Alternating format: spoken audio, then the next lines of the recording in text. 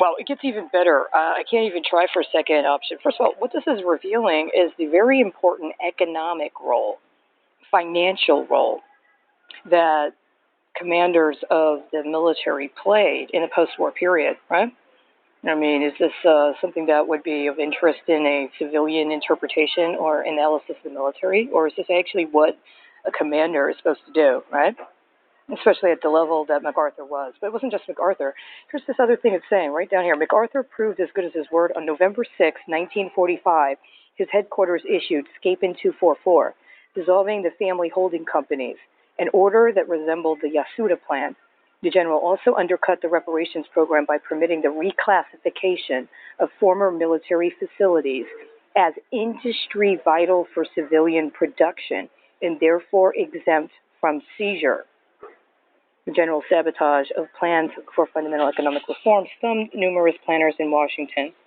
Then it goes on to say, the members of the two economic missions devised a comprehensive reparations and anti-monopoly program more in line with the spirit of the post-surrender plan. However, they didn't do that till early 1946. You know what this sounds like? It sounds like what happened during the Civil War.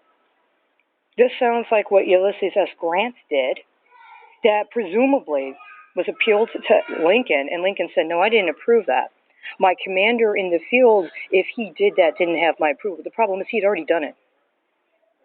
He had already done it, and he had already processed the paperwork, and there were already a bunch of people that had been lined up to do things with it. So what did that mean later, even after there was a so-called correction and an implementation of another strategy? This is exactly what was talked about in the response by the American Israelites when they had to petition Abraham Lincoln following those evictions and the firing of the people that were working for the government who had been identified as a particular ethno-national kind of affiliation, right?